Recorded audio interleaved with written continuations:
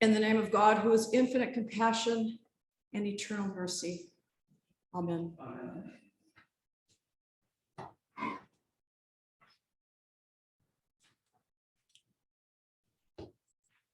The Old Testament and the Gospel today presents wonderful stories of hospitality. Abraham and Sarah in the Genesis lesson are no doubt sitting together in the entrance of their tent under the great oaks at Mamre, these great acorn-bearing oaks in the shade in the desert.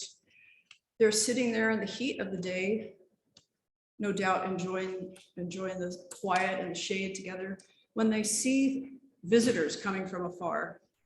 And being a patriarchy, of course, Sarah runs into the tent and Abraham goes forward to greet the visitors. It's not exactly clear how many visitors. The text is assembled from different traditions, so it's not clear if there's 1, 2, or 3 visitors. And it's also not clear when Abraham actually realizes that these are holy people, whether it's angels or the presence of God. It's not really clear when Abraham figures it out. But in the tradition of the desert, he goes forward and he offers them wonderful hospitality. Come in, come and sit in the shade, which again is some great shade in this big oak tree. Sit in the shade, I'll bring some water, wash your feet. Probably he had servants. Abraham was a man of means. He probably had servants. That was a servant's job. We'll wash your feet, prepare a feast for you, relax, rest, and then you can go on your way. So he goes into the tent. He says to Sarah, take 3 measures of flour and put them together, gather them together and make some bread. And he goes back and he fetches a calf and he tells the servant to slay the calf and to make some roast meat. I mean, I was privileged enough to be in Israel a couple of years ago, and the food wherever I went was always delicious, and it was always the same. It was always fresh, wonderful bread to start out with, fresh cucumbers and tomatoes and hummus. I don't know about the curds and milk on the story. That doesn't sound too appetizing, but I'm pretty sure that they had the other items. In addition, maybe some grapes and dates and other foods of the desert. So Abraham provides this wonderful feast for them and they enjoy it. And as they're preparing to go, they say to him, well, where's Sarah? And he says, oh, she's in the tent. Well, tell her when we come back by this way again next year, she will have a son. At which point in the tent, Sarah laughs because she's 90. Abraham is 100. How in the world could that be? She laughs. So the angel says, did I hear Sarah laugh? This is a wonderful bit of dialogue that's come down through the millennia. The angel says, did I hear Sarah laugh? And Sarah says, no. She's feeling guilty. No. I didn't laugh. But then when the son is born, they name him Isaac, which means he who laughs.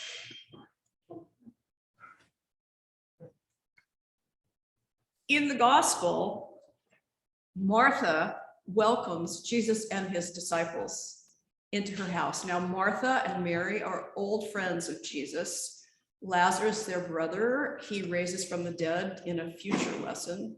But Martha welcomes Jesus and his disciples into her home.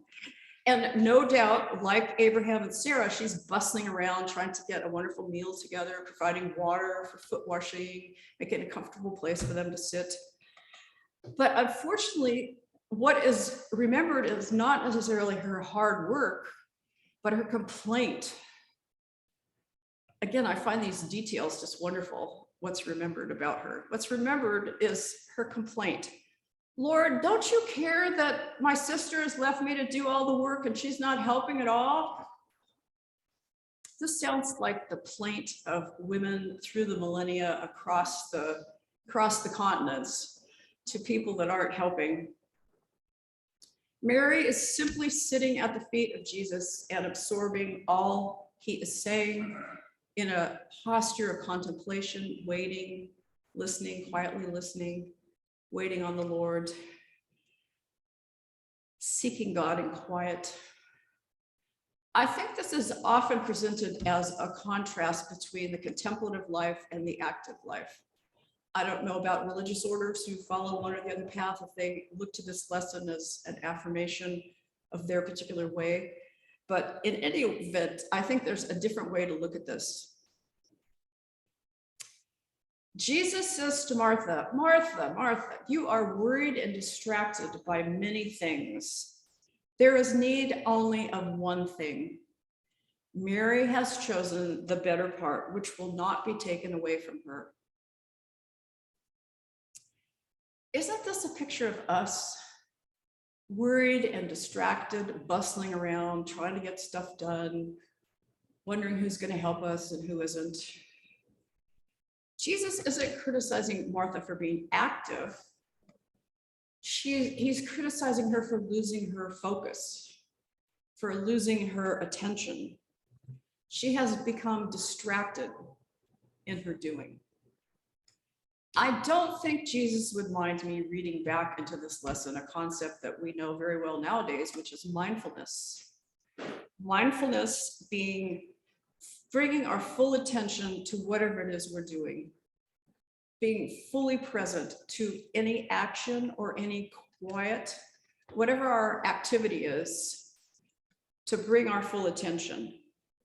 I think Jesus is suggesting to Martha that she pay attention to what she is doing instead of to what Mary is not doing. Jesus is highlighting that a sense of God can be found in whatever we do, whether quiet or active. The story doesn't contrast action and contemplation. It encourages us to combine the two, to remember God in all we do, to remember God in all we do. This requires a lot of practice. There's a saying in the Benedictine tradition, work is prayer and prayer is work. There's no difference. Work is prayer and prayer is work. Similarly, in the Zen tradition, there's a proverb: before enlightenment, chop wood and carry water. After enlightenment, chop wood and carry water. In Christian speak, this may be said to mean God is present no matter what we're doing or not doing. The Spirit is present in every place, in every moment. Getting back to holy hospitality, I would like to mention a verse from Hebrews, which is, do not neglect to show hospitality to strangers, for by doing that, some have entertained angels without knowing it. I think this applies to all our encounters, not just church coffee hour. Remembering Abraham and Martha and Mary, let us receive everyone we meet with hospitality. Amen. Amen.